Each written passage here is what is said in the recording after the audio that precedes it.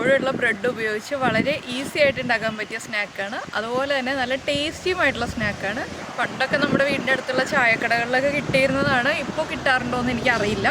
അപ്പോൾ വീട്ടിലിടയ്ക്കിടയ്ക്ക് റെഡിയാക്കാൻ പറ്റിയ സ്നാക്കാണ്. അതുപോലെ കുട്ടികളൊക്കെ നന്നായിട്ട് ഇഷ്ടപ്പെടും. അവർ സ്കൂളിൽ നിന്ന് വരുമ്പോൾ റെഡിയാക്കി കൊടുക്കുകയാണെങ്കിൽ. വേറെ ഒന്നല്ല, ഇത്ര ഭയങ്കരമായ സംഭവമൊന്നുമല്ല. ഏറ്റവും സിമ്പിളായിട്ടുള്ള നമ്മുടെ ബ്രെഡ് റോസ്റ്റാണ് നമ്മുടെ സ്നാക്ക്. അപ്പോൾ എല്ലാവർക്കും അറിയാവുന്നതല്ലേ, ബ്രെഡ് റോസ്റ്റ് ഉണ്ടാക്കുക എന്ന് പറഞ്ഞിട്ടുണ്ടെങ്കിൽ നമ്മൾ പഴം പൊരിക്കുന്നതിനേക്കാൾ ഈസിയാണ്. പഴം പൊരിക്കുകയാണെങ്കിൽ പഴം കട്ട് ചെയ്യുന്ന ടൈമും കൂടി പോവും. ഇതാകുമ്പോൾ അതുപോലും പോവില്ല. അപ്പോൾ നമുക്ക് വളരെ ഈസി ആയിട്ടുള്ള ബ്രെഡ് റോസ്റ്റ് എങ്ങനെയാണ് റെഡിയാക്കുന്നതെന്ന് നോക്കാം.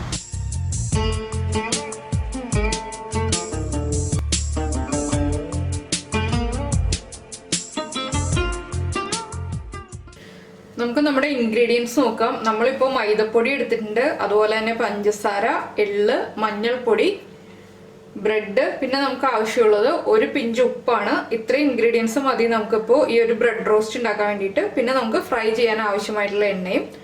ആദ്യം നമുക്ക് ഒരു ബാറ്റർ റെഡിയാക്കി എടുക്കാം.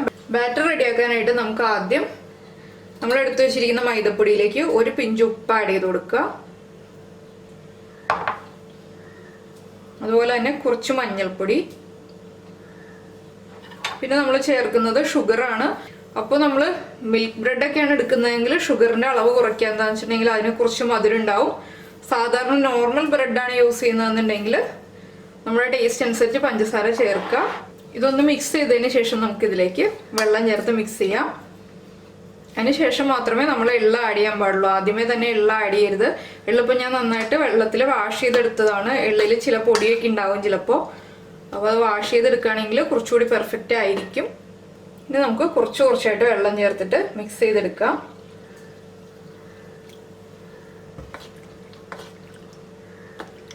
ഇപ്പോൾ നമ്മുടെ ബാറ്റർ റെഡിയാക്കി എടുത്തിട്ടുണ്ട്. ഈ ഒരു കൺസിസ്റ്റൻസിയിലാണ് നമ്മൾ റെഡിയാക്കി എടുത്തിരിക്കുന്നത്. ഇതിനേക്കാളും അല്ലാതെ ലൂസായി പോവണ്ട. ഇതിലേക്ക് നമുക്ക് എള്ള് ചേർത്ത് കൊടുക്കാം. എള്ള് ചേർക്കുമ്പോൾ എത്ര ക്വാണ്ടിറ്റി വേണമെന്നുള്ളത് നമുക്ക് തീരുമാനിക്കാം കേട്ടോ, നമ്മുടെ ഇഷ്ടത്തിനനുസരിച്ച്. എള്ളിൻ്റെ ടേസ്റ്റ് കൂടുതൽ ഇഷ്ടമാണെങ്കിൽ കൂടുതൽ ചേർക്കാം, കുറച്ച് ഇഷ്ടമാണെങ്കിൽ കുറച്ച് ചേർക്കാം. നമ്മൾ എള്ള് വാഷ് ചെയ്തെടുത്തുകൊണ്ട് തന്നെ ആദ്യമേ ഇട്ട് മിക്സ് ചെയ്യുകയാണെന്നുണ്ടെങ്കിൽ ഈ എള്ളിൻ്റെ കളറും കൂടി ബാറ്ററിലേക്ക് വല്ലാതെ തന്നെ മിക്സ് ആവും. അതുകൊണ്ടാണ് ഞാൻ ബാറ്റർ റെഡിയാക്കിയതിന് ശേഷം മാത്രം എള്ള് മിക്സ് ചെയ്യാന്ന് പറഞ്ഞത്. സാധാരണ നമ്മൾ എള്ള് വാഷ് ചെയ്തിട്ട് തന്നെയാണ് യൂസ് ചെയ്യാറുള്ളത് എപ്പോഴും. ഇനിയിപ്പോൾ നമുക്ക് ഒരു ചട്ടി ചൂടാക്കാം. നമ്മൾ ഏത് പാത്രത്തിലാണോ ബ്രെഡ് ഫ്രൈ ചെയ്യുന്നത് ആ പാത്രം ചൂടാക്കുക, അതിൽ എണ്ണ ഒഴിക്കുക. ഇപ്പോൾ നമ്മൾ ബ്രെഡ് ഫ്രൈ ചെയ്യാനുള്ള എണ്ണ ചൂടാക്കിയിട്ടുണ്ട്. എണ്ണ നമ്മുടെ ഇഷ്ടത്തിന് വെക്കാം. ഞാനിപ്പോൾ കുറച്ച് എണ്ണ വെച്ചിട്ട് ഓരോ ബ്രെഡായിട്ട് ഫ്രൈ ചെയ്തെടുക്കുന്നു എന്നേ ഉള്ളൂ. 2-3 ബ്രെഡ് ഒരുമിച്ച് ഫ്രൈ ചെയ്യണമെന്നുണ്ടെങ്കിൽ കൂടുതൽ എണ്ണ വെച്ചിട്ട് ഫ്രൈ ചെയ്യാം. എണ്ണ ചൂടായി കഴിയുമ്പോൾ ഫ്ലെയിം കുറച്ച് വെക്കുക, ഹൈ ഫ്ലെയിമിൽ വെക്കരുത്. ബ്രെഡ് ഇട്ട് ഉടനെ തന്നെ കരിഞ്ഞു പോവും. അതുപോലെ തന്നെ നമ്മൾ ബ്രെഡ് എടുക്കുമ്പോൾ ഇന്നത്തെ ഫ്രഷ് ആയിട്ടുള്ള ബ്രെഡ് യൂസ് ചെയ്യരുത്, തലേ ദിവസത്തെ ബ്രെഡ് യൂസ് ചെയ്യുക. അങ്ങനെയാണെങ്കിൽ ബ്രെഡ് റോസ്റ്റ് കറക്റ്റായിട്ട് വരുള്ളൂ. ഇതാ കണ്ടോ, ഞാനിങ്ങനെ ബ്രെഡ് ബാറ്ററിൽ ഡിപ്പ് ചെയ്തിട്ടുണ്ട്. ഇതിന് നമുക്ക് എണ്ണയിലേക്ക് ഇട്ട് കൊടുക്കാം.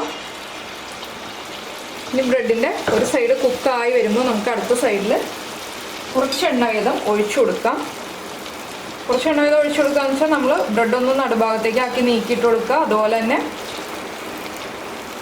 ബ്രെഡിൻ്റെ മുകൾ ഭാഗത്തേക്ക് എണ്ണ വരിക. 2 സൈഡിലേക്കും എണ്ണ ഉണ്ടാവണം. ഒരു സൈഡ് ഫ്രൈ ആയി വരുമ്പോൾ നമ്മൾ അടുത്ത സൈഡിലേക്ക് തിരിച്ചിട്ട് കൊടുക്കുക. 2 സൈഡിലും ചെറുതായിട്ടൊന്ന് ബ്രൗൺ സ്പോട്ട്സ് വരുന്നത് വരെ നമ്മൾ കുക്ക് ചെയ്തെടുക്കുക. പുറത്തും നല്ല മഴയാണ്. അപ്പോൾ ആ മഴയുടെ ഒരു സൗണ്ട് ഡിസ്റ്റർബൻസ് ഉണ്ടാവും കേട്ടോ ചെറുതായിട്ട്. എന്താണെന്ന് വെച്ചാൽ വിൻഡോയൊക്കെ അടച്ചിട്ടിട്ട് മഴയുടെ സൗണ്ട് നന്നായിട്ട് കേൾക്കുന്നുണ്ട്. ലൈറ്റായിട്ടൊന്ന് ബ്രൗൺ ഷെയ്ഡ് ആയി വരുമ്പോൾ നമുക്ക് എടുക്കാം. പഴംപൊരിയുടെ അത്രയും മൊരിയേണ്ട ആവശ്യമില്ല. പിന്നെ എന്താണെന്ന് വെച്ചിട്ടുണ്ടെങ്കിൽ നമ്മുടെ ബാറ്ററിലെ വെള്ളം കൂടി പോവുകയാണെന്നുണ്ടെങ്കിൽ ബ്രെഡ് നന്നായിട്ട് എണ്ണ വലിക്കും. അപ്പോൾ ബാറ്ററിൽ അധികം വെള്ളം കൂടി പോകാതെ കറക്റ്റ് കൺസിസ്റ്റൻസി ആയിരിക്കണം. അതുപോലെ തന്നെ എണ്ണയുടെ ചൂടും കറക്റ്റ് ആയിരിക്കണം. എണ്ണയുടെ ചൂട് കറക്റ്റ് ആണെങ്കിൽ മാത്രമേ കറക്റ്റായിട്ട് ബ്രെഡ് മുരിഞ്ഞു വരുള്ളൂ. ഇല്ലെങ്കിൽ ബ്രെഡിൻ്റെ ഉള്ളിൽ മുഴുവനും എണ്ണയായിരിക്കും. 2 സൈഡിലേക്ക് നമ്മൾ തിരിച്ചിട്ട് കൊടുത്തുകൊണ്ടിരിക്കാം. ബ്രെഡൊന്ന് പതുക്കെ നമ്മൾ ഇതുപോലെ പ്രസ് ചെയ്ത് കൊടുക്കുകയാണെന്നുണ്ടെങ്കിൽ ബ്രെഡിൻ്റെ മുകൾ ഭാഗത്തും എണ്ണ നിന്നോളും. അപ്പോൾ നമുക്ക് വേഗം തന്നെ ഫ്രൈ ആയി കിട്ടും. കണ്ടോ, നമ്മൾ ബ്രെഡ് ഇങ്ങനെ പ്രസ് ചെയ്ത് പിടിക്കുമ്പോഴാണ് ഇതുപോലെ ബ്രെഡിൻ്റെ കവറിങ് നന്നായിട്ട് പൊങ്ങി വരുന്നത്. ഇത് കാണാൻ പറ്റുന്നുണ്ടോ എന്ന് എനിക്കറിയില്ല. ക്യാമറയിൽ കാണുന്നുണ്ടെങ്കിൽ മനസ്സിലാവും. വെള്ളത്തിൻ്റെ അളവ് കറക്റ്റ് ആയതുകൊണ്ടാണ് ഇതുപോലെ നമ്മുടെ ബ്രെഡിൻ്റെ കവറിങ് ഇതുപോലെ പൊങ്ങി വരുന്നത്. നമ്മൾ നെയ്യപ്പൊക്കെ ഉണ്ടാക്കുമ്പോൾ പൊങ്ങിയല്ലേ അതുപോലെ പൊങ്ങി വരും. ഇപ്പോൾ നമ്മുടെ ബ്രെഡ് ഒരു പീസ് കുക്കായി കഴിഞ്ഞു. ഇനി അടുത്തത് നമുക്ക് ഇട്ട് കൊടുക്കാം. ഫ്ലെയിം കുറച്ച് തന്നെ വയ്ക്കാം, അതെപ്പോഴും ശ്രദ്ധിക്കുക. ആദ്യമേ തന്നെ നമ്മൾ പഴംപൊരിയൊക്കെ ചെയ്യുമ്പോൾ എളുപ്പത്തിൽ ചെയ്യുന്നത് പോലെ ബ്രെഡ് നമ്മുടെ ബാറ്ററിൽ ഡിപ്പ് ചെയ്ത് വെക്കരുത് കേട്ടോ. പിന്നെ നമുക്ക് സ്പൂൺ കൊണ്ട് കോരി ഒഴിക്കാനേ പറ്റുള്ളൂ.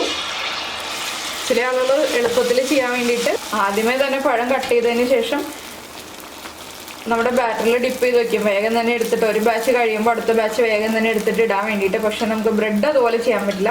പഴംപൊരി ചെയ്യുമ്പോൾ ഞാനിടയ്ക്ക് അതുപോലെയൊക്കെ ചെയ്യാറുണ്ട്. എന്താണെന്ന് വെച്ചാൽ നമ്മൾ ഒരു ബാച്ച് കഴിയുമ്പോൾ വേഗം ജോലി തീർക്കുക എന്നുള്ള ഉദ്ദേശത്തിലാണ് അങ്ങനത്തെ പരിപാടിയൊക്കെ കാണിക്കുന്നത്. ഇതും നമ്മൾ ആദ്യത്തെ ബ്രെഡ് ചെയ്തതുപോലെ തന്നെ ഒരു സൈഡ് റെഡി ആയി കഴിയുമ്പോൾ അടുത്ത സൈഡിലേക്ക് തിരിച്ചിടുക, വീണ്ടും തിരിച്ചിടുക. 2-3 പ്രാവശ്യം നമ്മൾ 2 സൈഡിലേക്കും തിരിച്ചിട്ടാലേ കറക്റ്റായിട്ട് പൊങ്ങി വരുള്ളൂ. ഇല്ലാന്നുണ്ടെങ്കിൽ പൊങ്ങി വരില്ല. ഇതൊക്കെ വളരെ ഈസി ആയിട്ടുള്ള സ്നാക്കാണ് കേട്ടോ. പെട്ടെന്ന് തന്നെ ഉണ്ടാക്കാൻ പറ്റിയ സ്നാക്കാണ്. അതുപോലെ കുട്ടികൾ നന്നായിട്ട് ഇഷ്ടപ്പെടും. മധുരമൊക്കെ അല്ലേ. ബ്രെഡ് ഉപയോഗിച്ചിട്ട് നമ്മൾ ഇതുവരെ സ്വീറ്റ് ആയിട്ടുള്ള സ്നാക്സ് അധികം ചെയ്തിട്ടില്ല. എരിവുള്ള നമ്മുടെ ബ്രെഡ് പക്കോടയൊക്കെയാണ് ചെയ്തിട്ടുള്ളത്. പിന്നെ ബ്രെഡിൻ്റെ സിമ്പിൾ റെസിപ്പീസ്, നമ്മുടെ സാൻഡ്വിച്ച് റെസിപ്പീസൊക്കെയാണ് ചെയ്തിട്ടുള്ളത്. അപ്പോൾ ഇടയ്ക്ക് നമ്മൾ മധുരമുള്ളതും ചെയ്യണമല്ലോ. എപ്പോഴും എരിവുള്ളത് മാത്രം ചെയ്തിട്ട് കാര്യമില്ലല്ലോ. അപ്പോൾ നമുക്ക് ഇതുപോലെ നമ്മുടെ ബ്രെഡ് മുഴുവൻ ഫ്രൈ ചെയ്തെടുക്കാം. വേറെ പരിപാടികളൊന്നുമില്ല. ഇത് ഞാൻ മുഴുവൻ ഫ്രൈ ചെയ്തതിന് ശേഷം കാണിച്ചു തരാം. ഇപ്പോൾ നമ്മുടെ ബ്രെഡ് റോസ്റ്റ് റെഡിയാക്കി കഴിഞ്ഞു. ഇതിലും കൂടുതൽ ക്വാണ്ടിറ്റിയാണ് ഞാൻ ഉണ്ടാക്കിയത്. പക്ഷേ ഇപ്പോൾ കുറച്ച് വെച്ചിട്ടുള്ളൂ. എന്താണെന്ന് വെച്ചിട്ടുണ്ടെങ്കിൽ കുറച്ചൊക്കെ കഴിച്ചു. ബാക്കിയുള്ളത് കുറച്ചെടുത്ത് വെച്ചിട്ടുണ്ട്. ഒരു 2-3 പീസ് എടുത്ത് വെച്ചിട്ടുണ്ട്. അപ്പോൾ ഞാൻ കൂടുതൽ ക്വാണ്ടിറ്റി ഉണ്ടാക്കിയതുകൊണ്ടാണ് ഞാനിപ്പോൾ അത്രയും മൈദപ്പൊടി എടുത്തത്. അപ്പോൾ നമുക്ക് എത്ര ആവശ്യമുണ്ടോ അതിനനുസരിച്ച് മൈദപ്പൊടിയുടെ അളവ് തീരുമാനിക്കുക. നമ്മളിപ്പോൾ 3 കപ്പ് മൈദപ്പൊടിയാണ് എടുത്തത്. 3 കപ്പ് മൈദപ്പൊടി എടുത്തപ്പോൾ ഞാൻ 14 ബ്രെഡ് റോസ്റ്റ് ഉണ്ടാക്കിയിട്ടുണ്ട്. ആ നമ്മുടെ ബാറ്ററിൻ്റെ തിക്നെസ്സിനനുസരിച്ചാണ് നമ്മുടെ ബ്രെഡ് റോസ്റ്റിൻ്റെ എണ്ണ ഉണ്ടാകുന്നത്. അപ്പോൾ നമുക്ക് എത്ര ക്വാണ്ടിറ്റിയാണ് ആവശ്യമുള്ളത് അതനുസരിച്ച് മൈദപ്പൊടിയുടെ അളവും പഞ്ചസാരയുടെ അളവും ഒക്കെ തീരുമാനിക്കാം. ഇതിപ്പോൾ അധികം മധുരമുള്ള രീതിയിലല്ല, മീഡിയം മധുരമുള്ള രീതിയിലാണ് നമ്മൾ ചെയ്തിരിക്കുന്നത്. അപ്പോൾ എല്ലാവരും വൈകുന്നേരം സ്നാക്കായിട്ട് ഇതുപോലെ ഈസി ആയിട്ടുള്ള ബ്രെഡ് റോസ്റ്റ് ഒക്കെ ഉണ്ടാക്കി കഴിച്ചതിന് ശേഷം ഫീഡ്ബാക്ക് അറിയിക്കുക. അതുപോലെ തന്നെ ലൈക്ക് ചെയ്യുക, ഷെയർ ചെയ്യുക, സബ്സ്ക്രൈബ് ചെയ്യുക. നമുക്ക് നമ്മുടെ അടുത്ത റെസിപ്പിയുമായിട്ട് അടുത്ത ദിവസം കാണാം. ബൈ.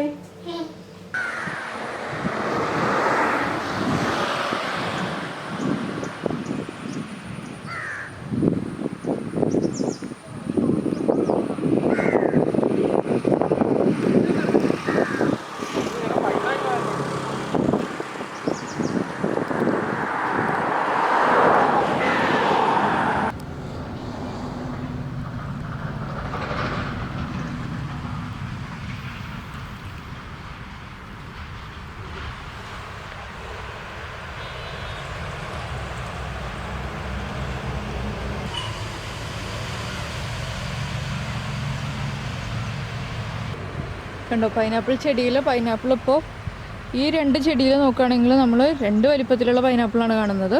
അതിങ്ങനെ താഴെയുള്ള ചെടിയിൽ പൈനാപ്പിൾ ഉണ്ടായിരുന്നേ ഇല്ലല്ലോ. അപ്പോൾ ഇവിടെ മുഴുവനും പൈനാപ്പിൾ കൃഷിയാണ്. നമുക്ക് മുകളിലേക്ക് നടക്കുന്നതോറും കൂടുതൽ കൃഷി കാണാം.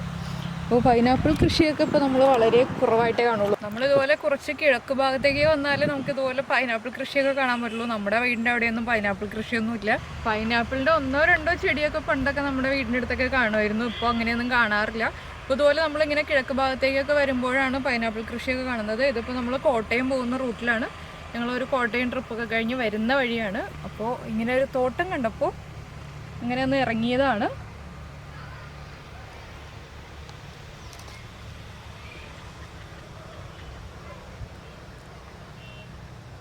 കുറേ തുമ്പികളൊക്കെ പറന്ന് നടക്കുന്നു.